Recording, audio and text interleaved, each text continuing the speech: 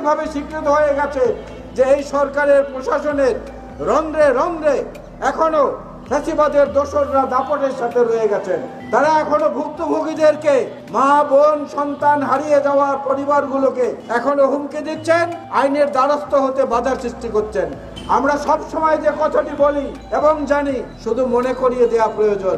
একটু আগে আজকে সভাপতি বলেছেন বেগম খালেদা জিয়া এবং তার পরিবারের উপর কি পরিমাণ নির্যাতন হয়েছে, এখনো চলছে।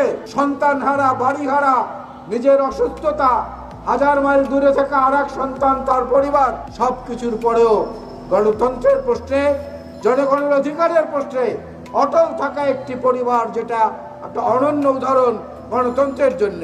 আমরা বিভিন্ন জায়গায় দেখেছি, আমার বন্ধুরা এখানে বিভিন্ন উদাহরণ তুলে ধরেছেন। 9 মাসে একটা রক্তাক্ত মুক্তিযুদ্ধ হয়েছে, আমরা একটা দেশ স্বাধীন করেছি, একটা নতুন সংবিধান রচনা করেছি।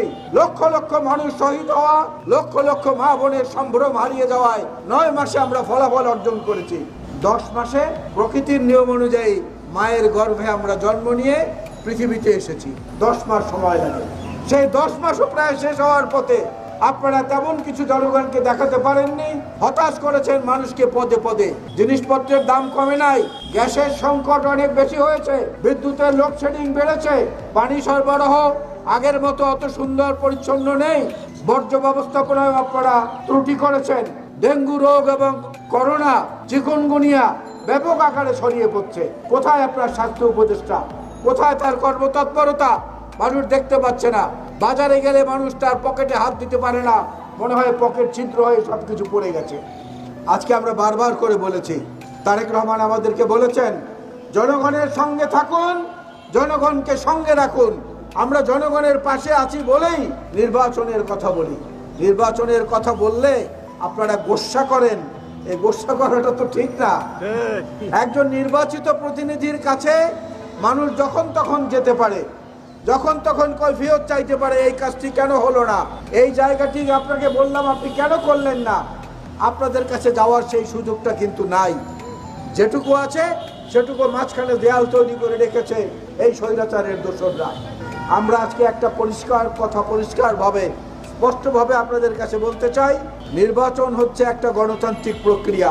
একটা নতুন প্রজন্ম 2014, 2018, 2024 তিনটি নির্বাচনে তাদের অধিকার প্রদর্শন করতে পারেননি, অধিকার পূরণ করতে পারেননি। তারা মুখিয়ে আছেন একটা নিরপেক্ষ নির্বাচনে ভোট দেওয়ার জন্য। ওই বাতাসের মতো, ওই নদীর মতো, ওই চন্দ্রের মতো, ওই সূর্যের মতো, সাগরের মতো আমরাও বলতে চাই তাদের অধিকারকে প্রতিষ্ঠিত করার জন্যই আমরা নির্বাচনের কথা বলি। প্রধান উপদেষ্টা মহোদয়কে বলবো, আপনাকে সহায়তা করতে বিএনপি অঙ্গীকারাবদ্ধ। তার অর্থ এই নয় যা খুশি তাই করবেন, সবকিছু আমরা সমর্থন দিয়ে যাব।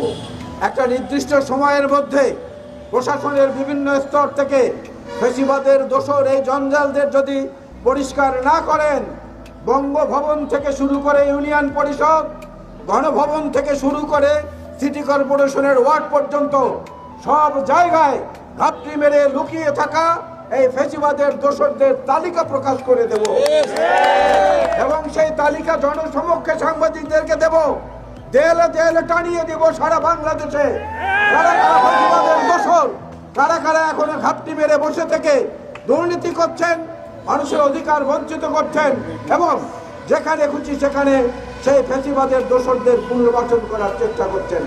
সুতরাং সাবধান হয়ে যান, আমাদেরকে যেন সেই শ্বেতপত্র প্রকাশ করতে না হয়, আমাদেরকে যেন সেই তালিকা দিতে না হয়। না আগস্ট বিপ্লব পালনের সঙ্গে সঙ্গে, জুলাই বিপ্লব পালনের সঙ্গে সঙ্গে যদি এই দাবি পূরণ না হয়, এরপরে আমরা সত্যিকার অর্থেই সেই তালিকা প্রকাশ করে দেব দোসররা কোথায়, কোন পর্যায়ে, কি অবস্থানে রয়েছেন।